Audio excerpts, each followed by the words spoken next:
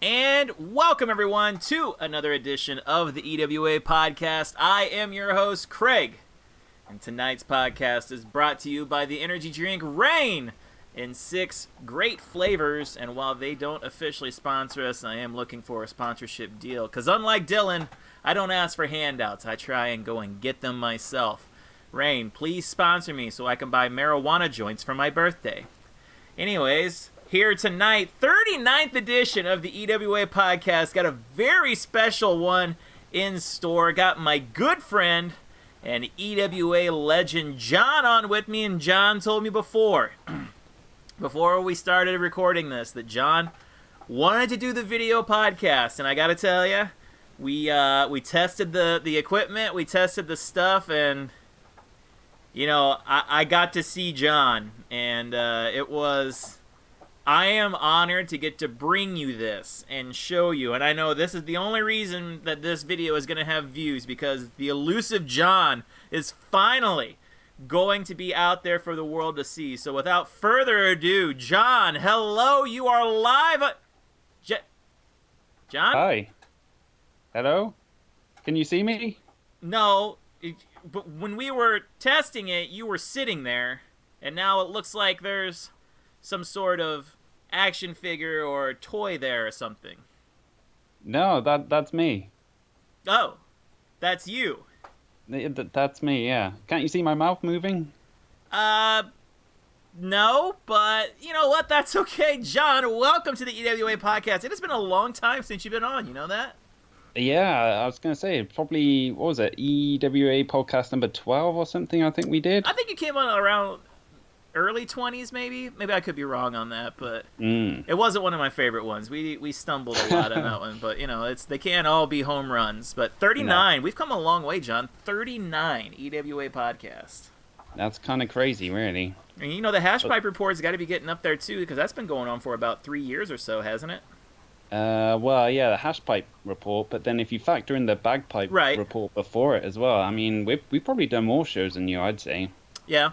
That's a monthly show, and I'd say probably 11 shows a year you guys do with the Hash Pipe Report, and obviously, you know, breaking down the pay-per-view by pay-per-view and just kind of going over the feuds and everything else going on in the Fed. I thought your guys' Red, White, and Bruised one was one of your best ones yet, like I said in the feedback, and you know, I thought Dylan did a good job there, and I thought you know, you guys kind of strayed away from going off the beaten path with some conversations and really talked a lot about, you know, the feud and the activity going on in the EWA. I thought it was really well done. Thank you. I don't think we had much choice but to kind of concentrate on the card for Red, White, and Bruised, because it was so big and there was so much to talk about that there wasn't any room for straying off and talking about our usual bollocks. Yeah, it was definitely a huge show, and obviously traditionally Red, White, and Bruised kind of right there with Civil War and Summer Stampede for like second biggest show in the EWA.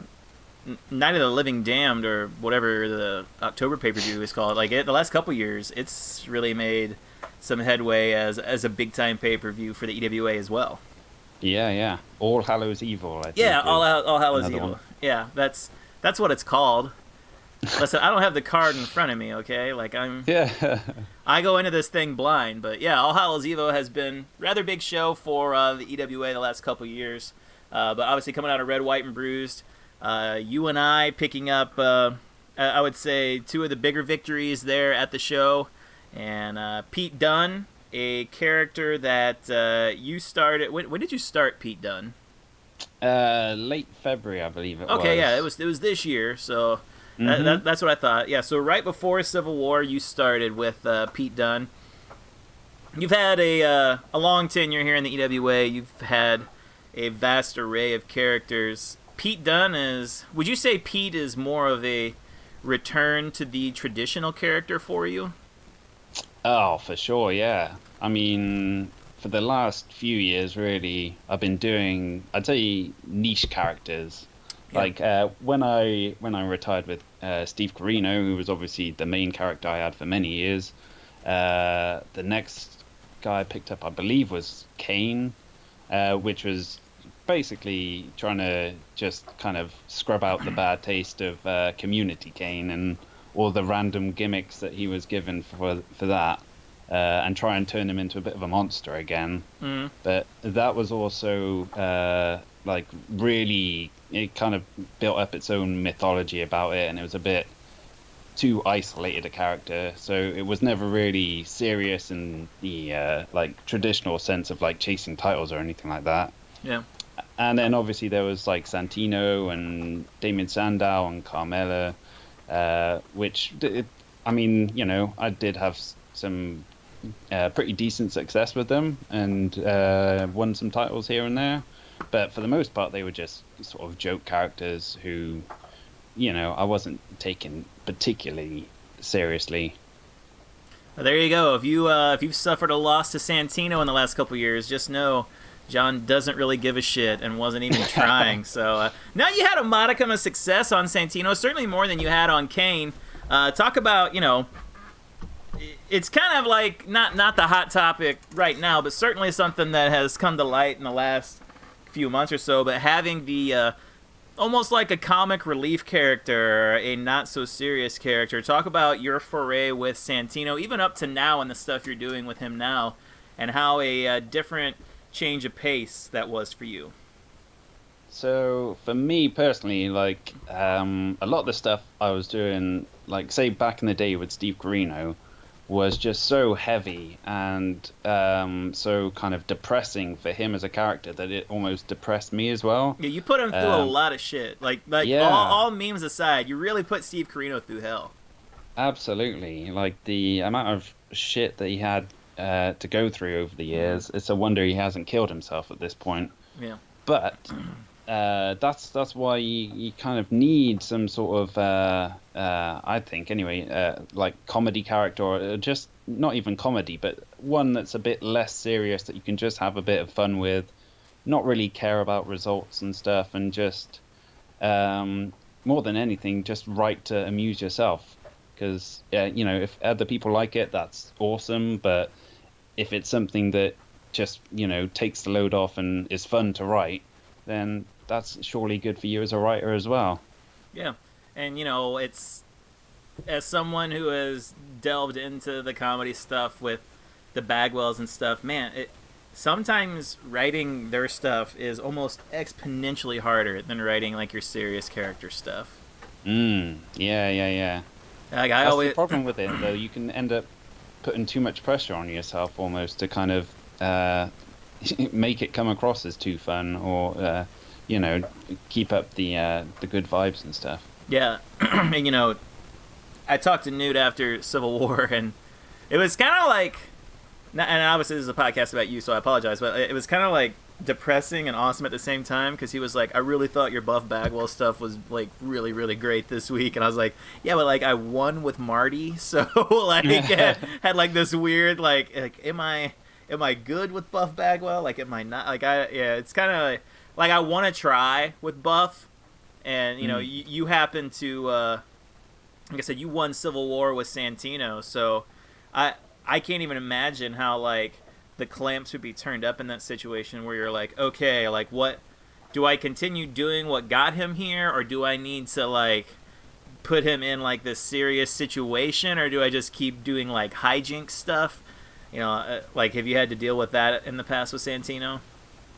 A little bit. So when that Civil War win came around, that was kind of the sort of time when I was doing like a lot of like movie parodies almost with him, and because that whole Civil War week, I basically ripped off The Big Lebowski, and then I kind of did stuff after that with like Jaws and other things, and so it would never really change the character in terms of the content, I don't think, but it like started to change my goals with him a little bit. Yeah. Because, you know, with Santino, I've pretty much won the tag team titles, the national title. I've won Civil War, Lethal Lottery, and Super Brawl. So, like, when you're that close to, you know, pretty much winning everything you can win in the EWA with one character, which is, like, ridiculous considering it's a joke character as well. Mm-hmm. it makes you kind of want to aim a bit for, say, like trying to win King of the Ring or the world title, and then make him somehow like the most decorated guy in EWA history.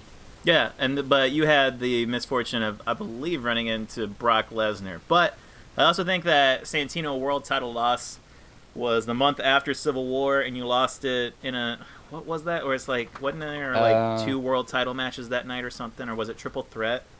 It was like I feel like titles match. Yeah, I feel like Santino wasn't, or was he the national title holder and he lost that? No, Brock Lesnar was the national title holder. Brent Albright was the world title holder, and Santino was cashing in his Civil War contract. So it was a double titles. First pinfall won the national title. Second pinfall won the world title.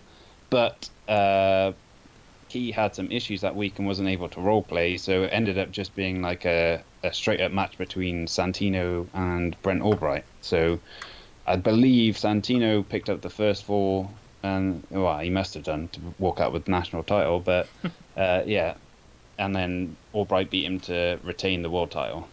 Have you have you ever no-showed for any extenuating circumstance that was out of your control, or just because you didn't get something up?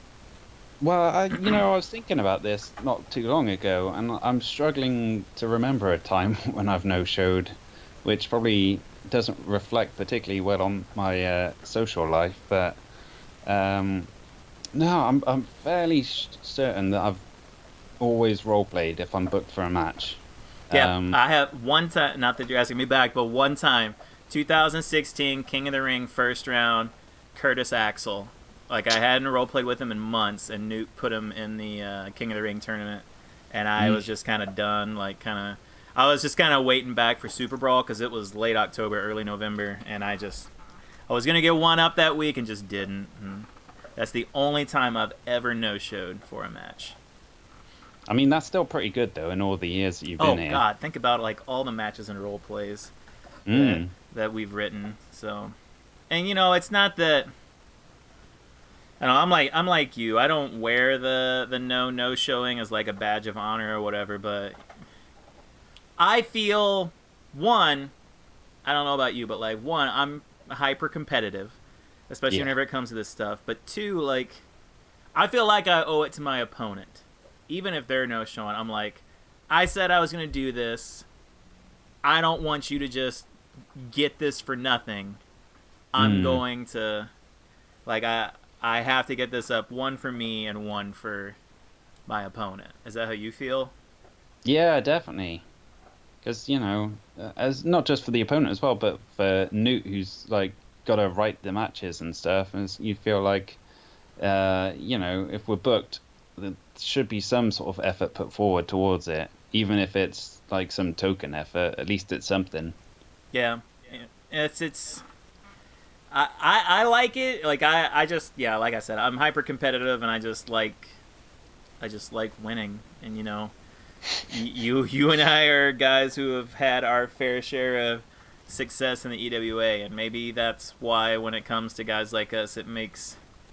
It makes the losses all the harder. Not that losses aren't hard for everybody else, but it's tough to be on the top and then just relinquish that.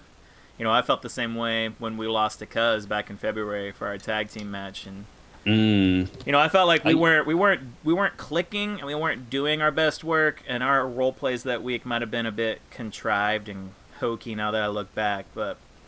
It was just a tough loss. Like, you hate losing the title in any situation, Yeah, definitely. Although I'd probably say that, like, over the years, I've not really been hit as hard with losses as much anymore. Because for me personally, like, I just, I've been doing this so long. I think this is probably my 20th year of e-fedding right now. Yeah. Like, continuous year, and... that's a long time, and you kind of at some stage of the game just kind of do it for the fun of it rather than for the wins and losses and titles and accolades and stuff like that. So I can don't get me wrong, there's times where I will lose a match and think, oh man, that sucks, but for the most part, it's just like, yeah, that's the name of the game, so let's move on and, try our luck for the next match. That was very much like the Buff Bagwell match on Fury. I was like, damn, that sucks, but, I got this thing that I can build off of and go forward with, so... And that's really what losing is all about, is finding a way to pick yourself back up. And, obviously Josh coming off Red, White, and Bruised, 2 really tough losses for him, and probably the 2 biggest built-up feuds in the pay-per-view. And, his extenuating circumstances tough for him. And he's in a place that we've all been before as far as the EWA is concerned, and trying to bounce back from tough losses and maybe taking a break with it and stuff. And we've all done our fair share of that, Oh, yeah, for sure. I think, this game, you kind of need to take a break every now and again. Yeah.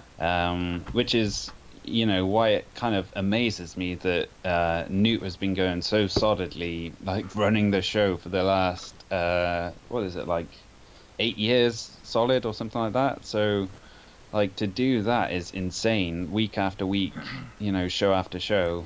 I think a lot of times that goes unnoticed because you don't book yourself in a match where you're just like, man, I'm burnt out. I don't want to write something this week. And, Newt every week is still chugging out matches, which a lot of the time the matches are longer than any role play anyone writes during the week. So, yeah.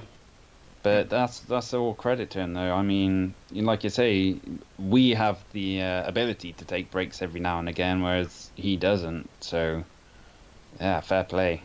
Well, hopefully he'll come on for Podcast 40. That's always been the goal. He came on at 10 and came on at 30, I believe. So hopefully he'll come on at 40. I think 20 was a look back, best of EWA so far type thing. Maybe that's 30. It doesn't matter. Hopefully he comes on for 40. If not, that's okay too. Like you said, John, you've been doing this for about 20 years. You found success in almost every single character that you've ran in the EWA. I'm just going to ask you, do you look at yourself as a good writer?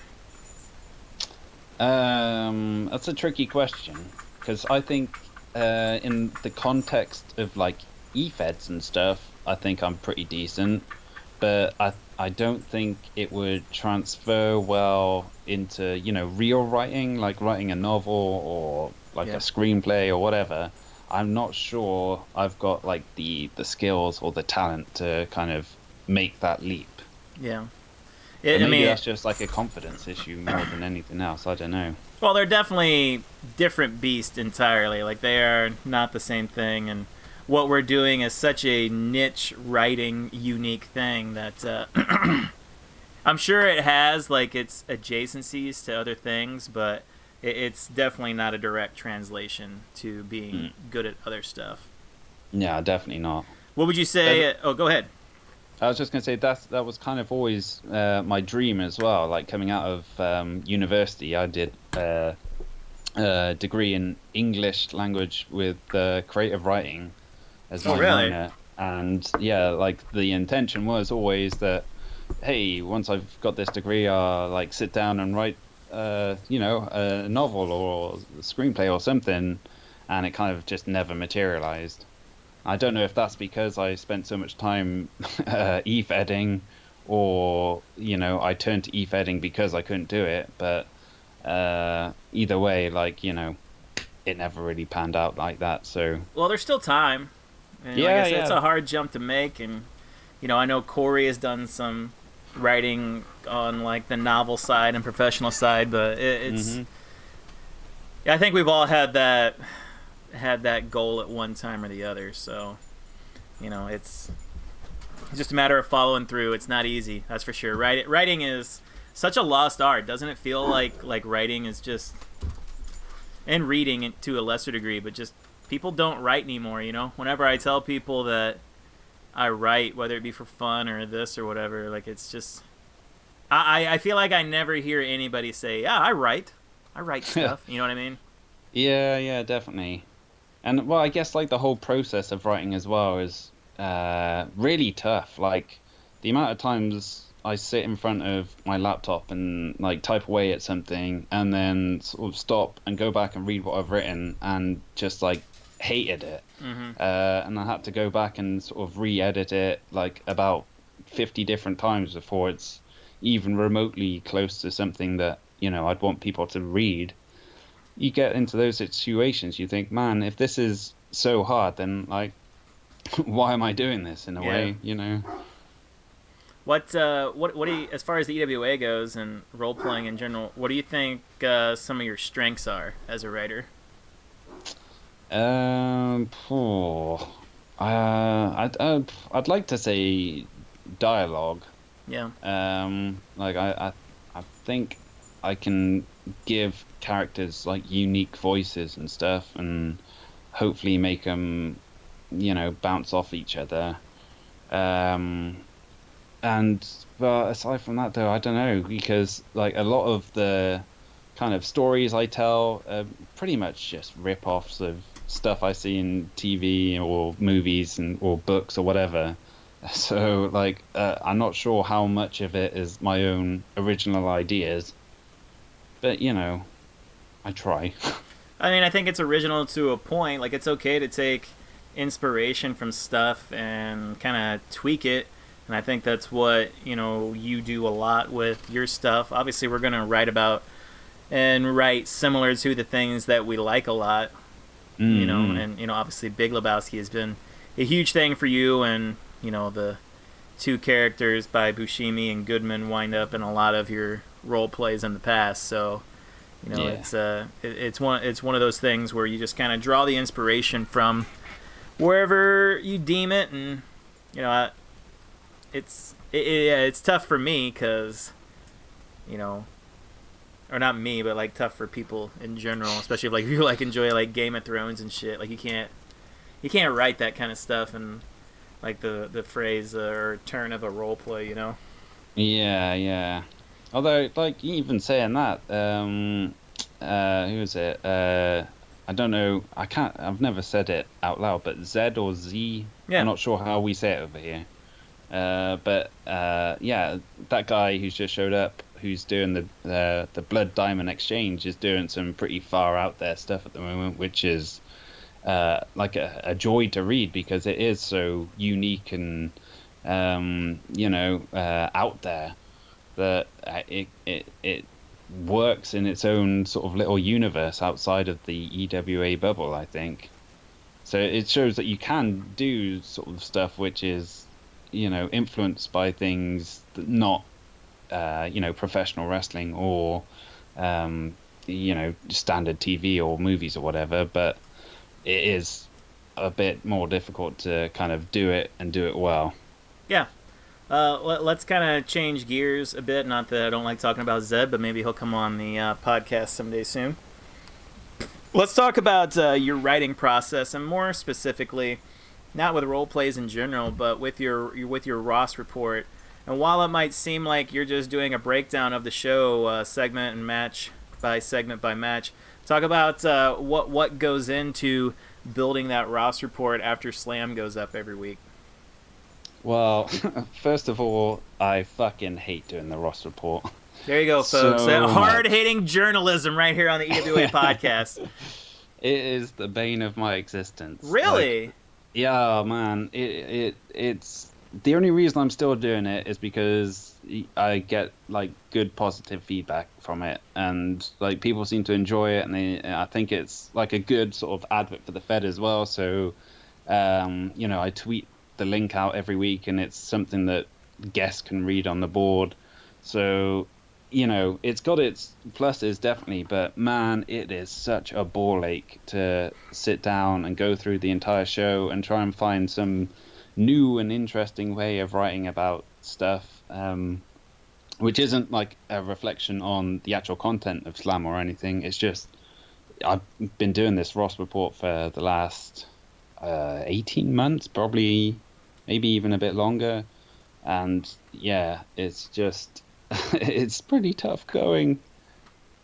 Really? Like I mean, I guess I see it because really you're just taking what happens on Slam and breaking it down into like a much smaller, almost easier to digest kind of not paraphrasing, but you know what I mean. Like you're no, just yeah, it's just like a recap of the show basically. which wasn't my intention when I started it. My original intention was to kind of do something more in line with the whole wrestle line thing and throw in some rumors and like that kind of jazz. But it ended up turning into pretty much a direct recap of everything that goes down on Slam or pay-per-views, and that's where we are. Do you feel like it stifles your ability to give feedback as John? I don't know, a little bit, because I guess. Do you write stuff or do you go to give feedback for a show and you're like, I'll just save that for the Ross report? It's definitely changed the way I do feedback, because back 18 months ago or whatever, I would go segment by segment, match by match, like a lot of other people do when giving feedback for the shows, and talk about everything individually. Whereas now, when I do get around to giving feedback on the shows, it's more sort of generalized points rather than going through everything. So it's definitely changed the way I get feedback, for sure. Well, I mean, you don't have to do it, John. As much as we appreciate it and as much as we love it, and as much as I fucking hate doing podcasts, here I am hosting this one with you. No, I get where you're coming from, and it can kind of be a laborious task, I'm sure, but we appreciate you doing it and all the things that you do and say, and I'm sure there's so much stuff you do outside of the vein of that as well that a lot of people don't get to see to help keep the Fed running when Newt, asks for your help and needs your help. So stuff like that, I'm very appreciative for it, and I know the others are too. How does it feel to be kind of like an EWA stalwart at this point? Well, I'd say at this point, the EWA has been such a huge part of my life, just in terms of time. It's pretty much been like a third of my life I've been here. So stuff like that, you kind of, I don't know, at some point you almost take it for granted that you're kind of stuck there and you can't really escape. Not that it's, it is something that I want to escape, but it's, it's sunk its teeth in, and it's not letting go anytime soon. So for me, the EWA is it's just a part of my everyday life, really. One of the first things I do in the morning is wake up and check the boards or the Discord, or see if anyone's posted any role plays, and that's just natural. That's what I do. And it's the same when I go to work. I'll check in on and stuff, and weekends I'll write matches or whatever, and it's like I say, it's just part of my life now. So I don't think I'd change any of that for the world. Do you read everyone's role plays? Yeah, man. Don't lie, you dickhead. Yeah, I swear to God, I read pretty much every single role play that gets posted. Yeah. At work? Yeah, because I work in a shitty job where I pretty much am left alone for most of the day, so I've got time to kill. I got fired from my state job last October because of a bunch of...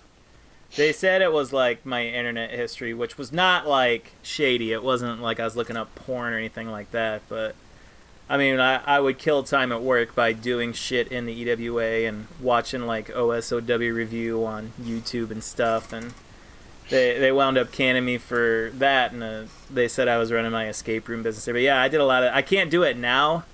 I got a job at a bank, so it's very structured and 9 to 5, and so I'll have to do I would write role plays at work, whereas I can't do that now. So I was kind of in the same boat with you. I don't get a chance to read as much as I did back then, when I was able to give full feedback for everyone's role plays for big shows and stuff. I don't know if that's a time that's going to be gone by for me, but I think it's great that you do read everybody's work.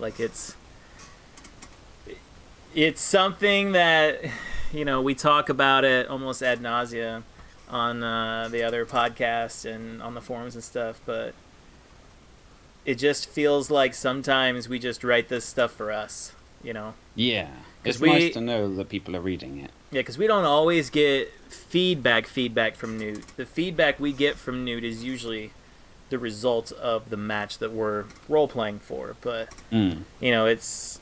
Sometimes it just feels like, is nobody reading this? Okay, like, am I doing this for me? Like, what's the point, It's... Yeah. It's tough sometimes, so... I don't know if you're doing it within the vein of private messages or other stuff, but if you're giving others feedback and letting them know you're reading their work, then more power to you and kudos to you, man, because that's a pretty big deal. Well, if I see something that I have like an urge to give some feedback towards, I will do. But otherwise, I'm always open. So if anyone wants to PM me and ask for any feedback or whatever, I will get around to reading the stuff and replying eventually, even if it takes like a day or 3. But, that's always there if anyone ever wants it. So just have to ask. Much like myself, you've been around the EWA for quite a long time, obviously longer than me. I think you said about 10 plus years, 10 or 11 years. Give me your synopsis on the current state of the EWA and where it's at right now, as compared to in the past. Well, it's hard to think of a time where you've really had it better than right now. In terms of the people we've got on board, it's pretty much quite a mature roster. We've got talk about what it was like 10 years ago. Before a podcast and social media and all that stuff and the backstabbing and conniving, like what experience do you have with how it used to be? Well, see, when I first arrived in the EWA, I was told that Devon, who was the guy who was pretty much running the show at that point, or sort of sharing running the show with Newt, because I think Devon was in charge of Slam, and then Newt was running Warzone, our Wednesday night show. And I was warned when I came over to the EWA from our sister fed Ring of Honor, when that kind of crapped out, that Devon was a bit of a prick who would, do results that served his purpose rather than, playing it fair. So I was like, well, there's no way I'm going to Slam then. I'm going to go straight to Warzone. So that's what I did, and I ended up picking up a second character as Jimmy Jacobs and going to Slam anyway, a couple of months later. And to be honest, I didn't really have that many issues with Dev. He was pretty good with me. But it was more, I don't know, the OOC scene at that time was quite combative, I'd say. If someone didn't agree with the results, man, they would let you know. And they'd let everyone know in the feedback. So it's just nice now that we don't really have that sort of issue anymore. Nowadays, people kind of take results on the chin and stuff and just get on with it, and for the most part just kind of realize that everyone's got to lose at some point, everyone's going to win at some point. It's all swings and roundabouts. So not me, baby. Undefeated in 2019. Forever. Well, yeah, just wait. Oh ho ho ho. But I think nowadays as well, with all these new guys coming in, I don't really recall a time where we've had this big of an influx of new applications coming in that have all been really good, and everyone seems interested and invested and eager to get booked and get on shows and stuff, and it's like, wow, this is amazing. I'm not sure where they've all come from, but fuck yeah, keep it coming. Yeah, we've seen our fair share of low activity and inactive times, and this is certainly not one of those with the people who have joined and the feuds that are going on. And a big thing that I like to see is non-title feuds and feuds outside of the title picture. Yeah. Obviously, the big one that just culminated, Samoa Joe and Pete Dunne. Talk about your time working with Josh in that non-title feud, the build up to the Red, White, and Bruise match, and your reaction to the results once you saw them. Well, this was something that we'd kind of discussed, at the start of the year when I was toying with the idea of bringing in Pete Dunne. And then, like, the more we talked about it, the more we thought, well, let's try and do something pretty special with this. Because last year we obviously had the feud with Ricochet and Ken Shamrock, which, it went across a few pay-per-views. They had quite a few matches and stuff. We thought, let's do the opposite to that and just build up to this one big match. We didn't really know when it would be or how long it would take to get there, but we figured let's just, aim to do this at some point in the far-flung future and figure out how to get there. It was like a pretty easy journey in terms of planning it all out and working on ideas and stuff, because me and Josh seem to have like a good sort of a shared kind of expectations for pro wrestling and the kind of stuff that we like to see. So we were on the same page for pretty much everything in terms of figuring out, this week we'll have Samoa Joe take out Tyler Bate, and then the next week Trent Seven will try and get his revenge, but then he'll get taken out as well, and that kind of jazz. And it's like, if you've got like a good partner in a feud who's on that same wavelength, it just makes it so much easier because you can just snap off ideas and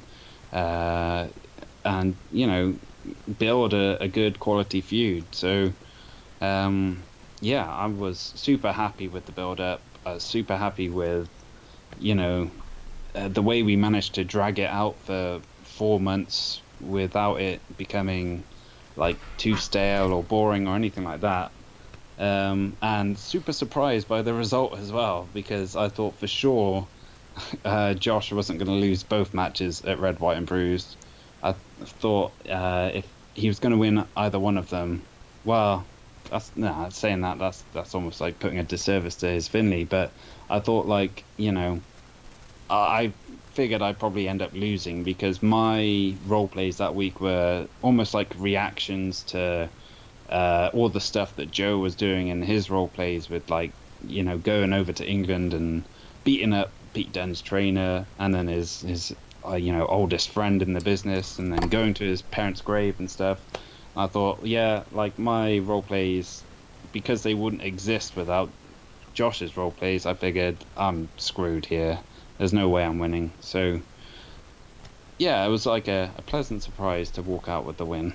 I think that was just a product of Josh's horrible situation, though, and the fact that he had to get all those role plays up in the time that he did. It really didn't give you and I a choice but to react reactively to the role plays like we both did. Yeah, I'd say so. And like I but said, I don't know if did he like talk to you about what he was going to do beforehand? As far as his Finlay role plays? Yeah. No, but I mean, he was kind of vague about what the subject matter was when talking about what had happened to him, so I could kind of glean what was coming. Okay. So for me, he actually, I guess because he was, doing stuff with characters that I had introduced in my role plays previously, he was like, okay, this is what I want to do with my role plays. So I did have a bit of a heads up going into it, so I kind of knew what to expect. And I also, I was still building up the whole kind of look back at Pete Dunne's horrible upbringing as well. So I had that to play off. So I guess for me, that kind of worked out a bit more in my favor, I guess, like the knowledge of, what was coming. I mean, yeah, it's kind of like not having the answers before you get the test. It's more like just having a really good comprehensive study guide of what's going to be on the test. Yeah, And exactly. giving you a chance to respond. Mm. All right, I'm going to hit you with some quick stuff. We didn't have your top 10 list here for things, and people are probably pissed off about that. But you know what? You try hosting a podcast and working a full-time job and owning a business and having your girlfriend and her son move in with you for the summer. You know what? Just shut up, okay? Like, it's not easy to get these top 10 lists up and get them made in Microsoft Paint because I don't Photoshop. Anyways, John, going to hit you with some quick hits. You don't have to be quick on your feet. I'll give you a few seconds to decide. Are you ready for this? I guess so. Okay. Favorite Super Brawl related moment or memory or team that you were on? You're not going to like this. Anyways, John, you're breaking up. We can't hear you. Not sure. I'll just go on to the next question. No, go ahead. So I believe it was Super Brawl 12, I want to say, where Steve Carino, the dastardly bastard, ended up hitting Cody Rhodes with a steel chair to win the whole shebang and turn heel in the process. I guess I don't remember that, but if you say so, John, that was... Sorry, the correct answer we were looking for was this last year where we won Super Brawl and our tag team retained the titles. That's what I meant. That was the answer we were looking for. Favorite King of the Ring related memory? It certainly wasn't when I lost to Bryson the first round a couple of years ago. I don't know. No, let's go off of that for a second. What happened that you didn't like about that? Well, that was a frustrating one. That was probably the last major result I was really frustrated with because, as far as I knew, it was like a 3 roleplay thing. So I did my typical thing at that time with Santino, trying to tell like a big story across multiple roleplays. And then after I posted my first roleplay and was halfway through my second roleplay, it was announced that so each individual roleplay is for each individual round of the King of the Ring at the pay-per-view. So it was based on the strength of individual roleplays rather than... So, like, your setup roleplay was... Yeah. What was being... yikes. So, that went horribly wrong and was really disappointing. But, you take it on your chin and just, get through it. Well, what was your favorite King of the Ring memory, then? So mine wasn't actually involved with the King of the Ring tournament, but I believe it was King of the Ring 2010 when Steve Carino finally went one-on-one with Steve Blackman when Carino was still the general manager at the time. But he'd been having like all these issues with Steve Blackman over the course of the year. Steve Blackman had been like just being a massive dick and he'd been the world champion at that point and, complained about Carino holding him down. So it all built up to this big match where I believe if Blackman won, he would win, or he'd basically be in charge of the EWA. But if Carino won, then Blackman would be banished from the EWA forever. And so the match went on, and I believe... I wrote up like a false finish where it looked in the results as if Steve Blackman had won the match after some shady shenanigans or whatever. And then like the referee was woken up or whatever and the match restarted and Carino ended up winning. But like the feedback from that match was awesome. Like people were totally suckered into thinking that Steve Blackman had won. So, it was a pretty satisfying moment. That's awesome. Anytime you get to swerve the readers, that's always a good time. Favorite Civil War-related memory? It's got to be Santino winning the Civil War. I mean, should I be picking myself in all these? No, that's fine. Yeah, I don't know. It comes across as quite arrogant, but... I mean, this is stuff that happened to you, so it's okay. Yeah. I guess it's okay. We'll go with that. So that was. I mean, you won it with Carino too. Yeah, but like the Santino one was so unexpected. Yeah. Like I thought I might, stand a good chance of getting towards the end and stuff, but I did not think for a second that a comedy character like Santino was going to win Civil War. So that was, yeah, I'd say it's probably one of my most proudest moments in the EWA. Do you have a favorite red, white, and bruised memory? Red, white, and bruised? Red, white, and bruised memory? I don't know. It's probably a cop out, but going for the Pete Dunne Samoa Joe finale that just happened is it was just from the feud itself, the way it played out and how long it went on and the build up to the match, and then I was super proud of the match itself as well, like the little throwbacks and stuff in it to like points of the feud and stuff that had happened previously. It just felt like a good solid culmination of a rivalry. So yeah, I'd say that. However, with all the great memories that we've had here in the EWA, not everything can be amazing and great. John, you know what time it is now, and I hope you have one in mind. It is time for the penis in your anus, John. John, the floor is yours. Unedited, uncuffed, Okay. raw. What is the penis in your anus?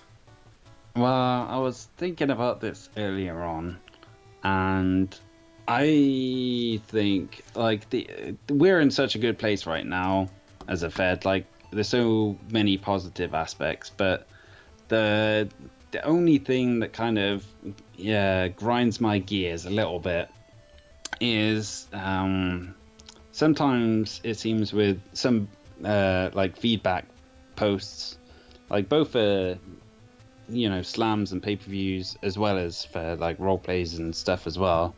Like sometimes the focus isn't on the show or the role play enough. Like sometimes like it seems as if people end up talking about themselves a bit too much rather than the person or show that they should be talking about. So I think the only penis in my anus at the moment is the fact that I would like it a bit more if, if you're giving feedback, give feedback to the person or the show, like directly.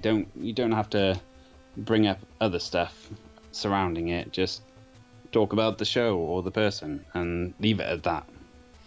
Yeah, and I've probably been guilty of that as well in the past, but I also like to think that I give the credit where it's due and give people the props that they deserve. But I have a general idea of what you're talking about and like the stuff that goes into it, and people, whether it's a matter of them just wanting to draw the attention to their work so maybe others go and check it out or whatever, it's it's something I wish that we were better at giving feedback. And I feel like it's something that comes up in almost every single podcast, but I wish we could do it more. I wish everyone had time to read other people's stuff.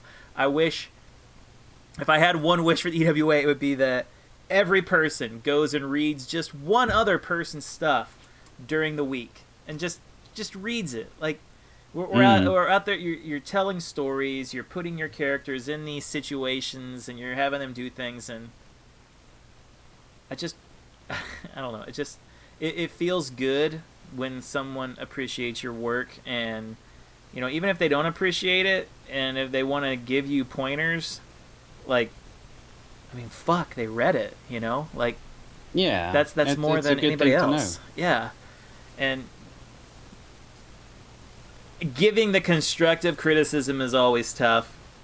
And it's I always look at it as, I'm not trying to talk down to this person, but I'm not saying your writing is shit. I'm not saying you're not good at this. I'm just saying here are the things that could be improved upon if you wanted to go down that route. it's tough to hear though, you know.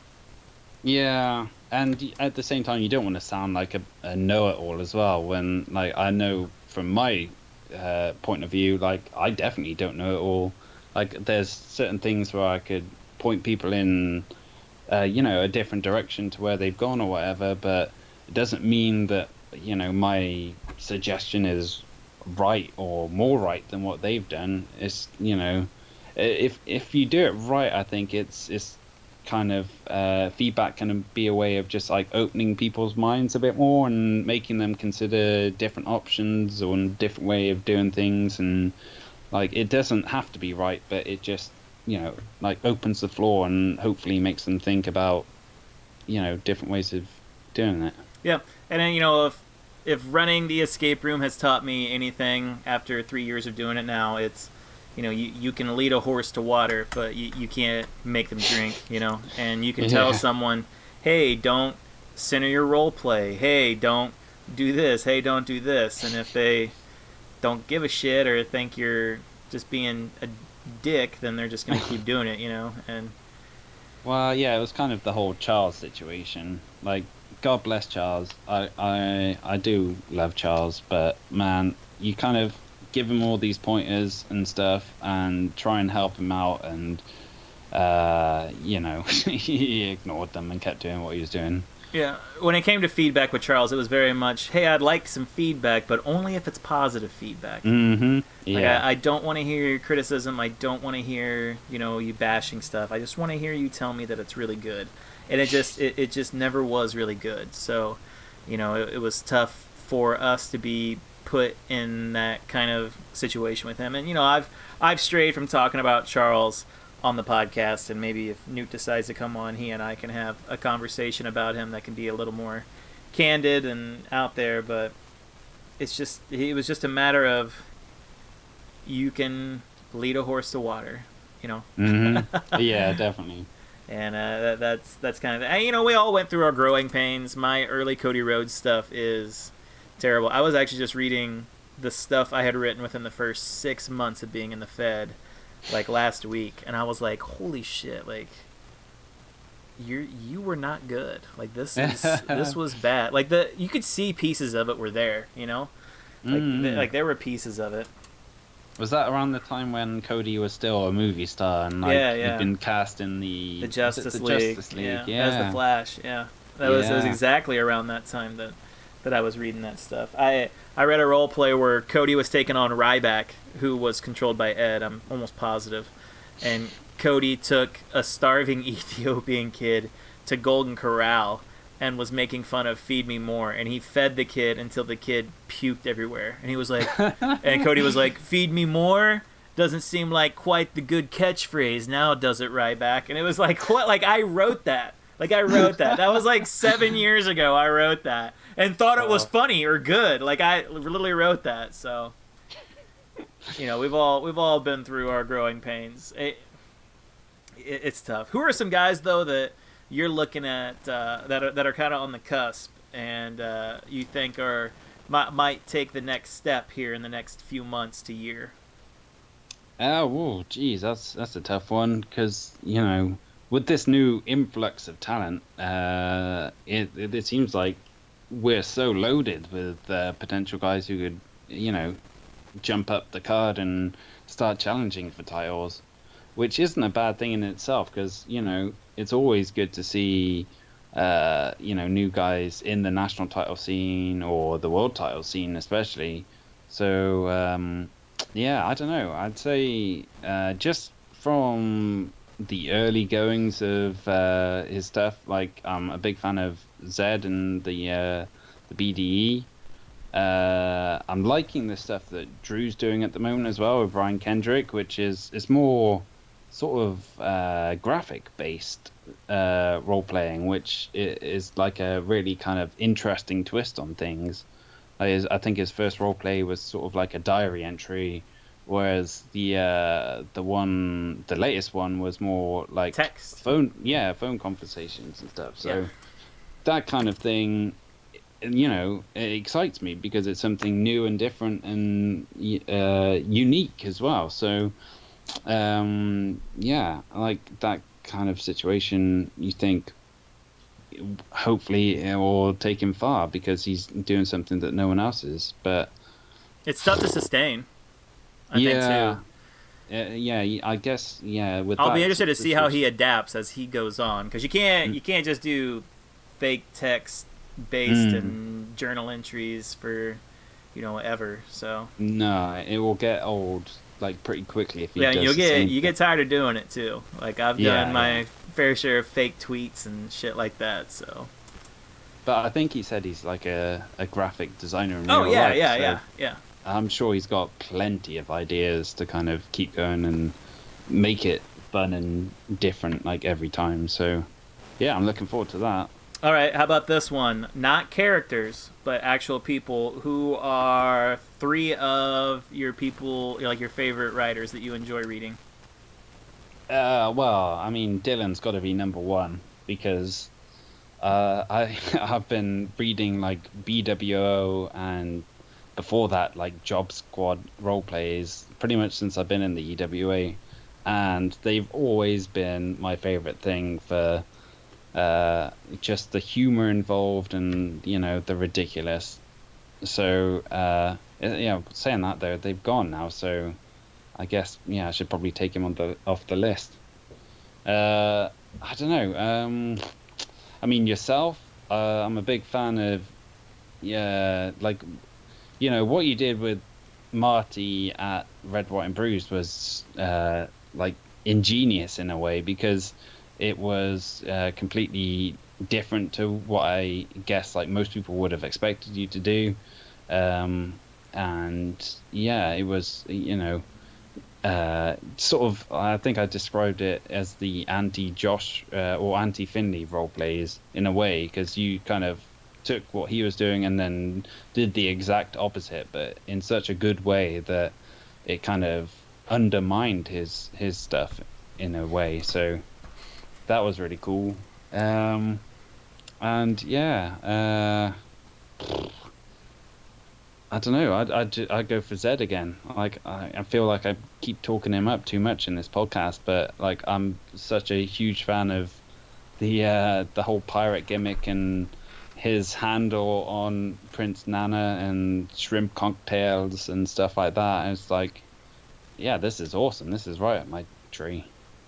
All-time top three favorite non-John EWA characters. So Al Snow is definitely number one. I think it's a travesty that he's never won the world title. Yeah. Good thing you Um, can't see my webcam right now.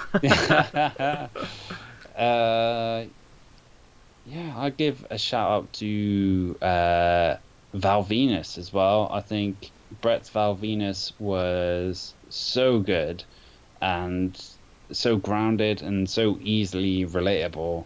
It was just a a solid character that you can't go wrong with. And number three, ooh, fuck me, this is tough.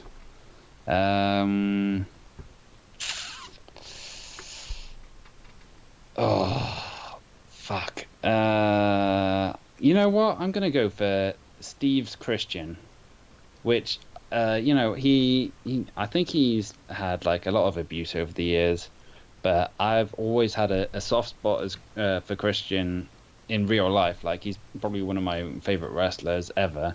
But like Steve did such underrated work with him that it was always a fun read, even when he wasn't quite on top of the world as other times. So yeah, I'd go for that. You just had a top three list that had Al Snow and Christian on it.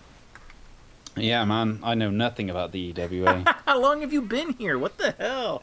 Yeah. No, that's great. That's good stuff. John, I want to thank you for coming on. Obviously, you and I go way back, and I'm proud to know you, and I think you're a hell of a guy, hell of an asset, and, you're definitely one of the reasons the EWA runs as well as it does for the things that you do, and obviously the things that Newt does, but the things you do to help out. So just want to say thanks for that, and thanks for all that you do, and thanks for coming on here. No problem, man. It's been a pleasure. Why don't you give the camera a wave so people know this was actually a camera the whole time? That's right. It wasn't just a still screen. It was a real camera the whole time. John, thanks for coming on, and thank you out there for listening. We will see you next time on the EWA podcast.